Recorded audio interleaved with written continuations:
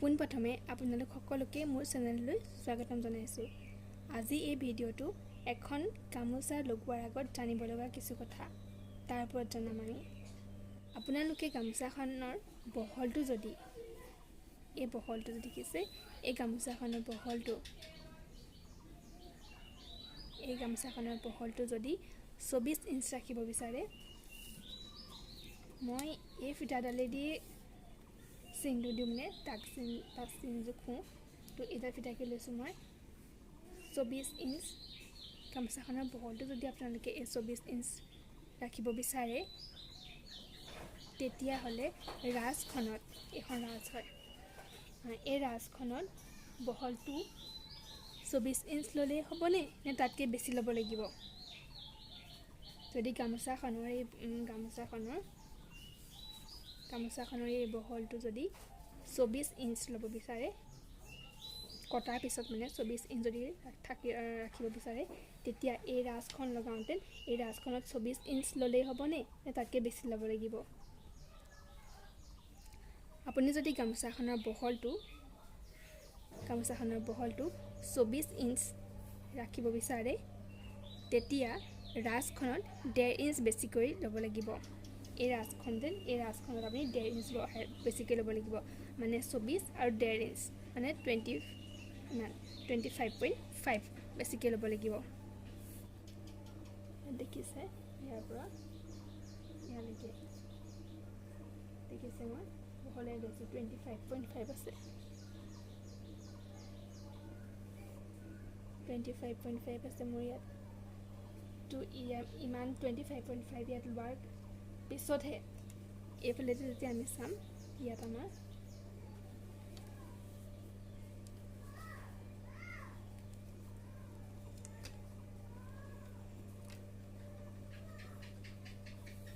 তেতিয়াহে ইয়াত আপোনাৰ 24 ইঞ্চ ওলাইছে, ধৰিব পাৰিছে? মই এইখনতে দেখাইছোঁ, এইখনৰ গামোচাত দেখাই দিছোঁ। 24 ওলাইছে আপোনাৰ। 25.5 বেছিকৈ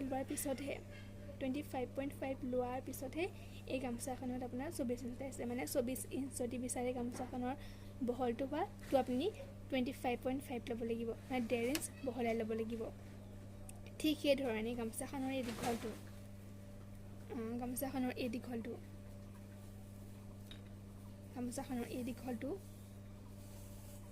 দীঘলটো যদি আপুনি 1.5 মিটাৰ বিচাৰে, তো তেতিয়া 1.5 মিটাৰেই ল'ব লাগিব নে তাতকৈ বেছিকৈ ল'ব লাগিব? যেনেকৈ বহলটোত আপুনি বেছিকৈ লৈছে, দীঘলটোতো আপুনি বেছিকৈ ল'ব লাগিব। আৰু কিমান ল'ব লাগিব? বহলটোত 1.5 বেছিকৈ লৈছোঁ আমি, তেনেকৈ দীঘলটোত আপুনি বেছিকৈ ল'ব লাগিব।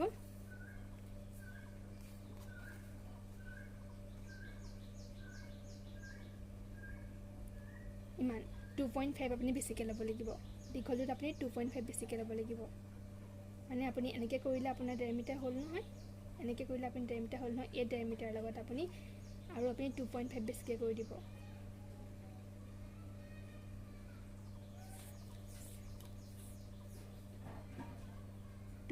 আপুনি বেছিকৈ কৰি দিব, বা 3 দিলেও হৈ যাব, 3 ইঞ্চ দিলেও হৈ যাব। তেতিয়া আপোনাৰ পূৰা সম্পূৰ্ণৰূপে 1.5 মিটাৰ গামোচাখন হৈ যাব।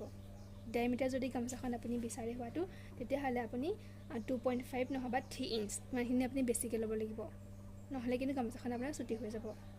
বহলটোতো যেনেকৈ আমি বেছিকৈ লগাওঁ, পুতলত আমাৰ মানে অলপমান সূতা গুচি যায়, মানে টানেতো পুতলটোৱে, সেইকাৰণে অকণমান গামোচাখন ঠেক হৈ গুচি যায়। দীঘলটোতো সেই একেই, মানে চুটি হৈ গুচি যায় গামোচাখন, সেইকাৰণে অকণ বেছিকৈ ল'ব লাগে। আজিলৈ ইমানেই। আৰু এই যে গামোচাখন দেখিছে, সৰু ফুলৰ 1.5 মিটাৰৰ 24 ইঞ্চ বহল এই গামোচাখন জেকাৰ্ড মেচিনটো ব্যৱহাৰ কৰি পেলাই বোৱা হৈছে।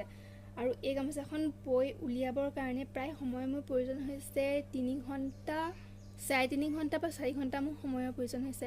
তো আপোনালোকেও জনাবচোন, আপোনালোকৰ কিমান সময়ৰ প্ৰয়োজন হয় গামোচাখন বৈ উলিয়াবৰ বাবে, এখন গামোচা 1.5 মিটাৰৰ।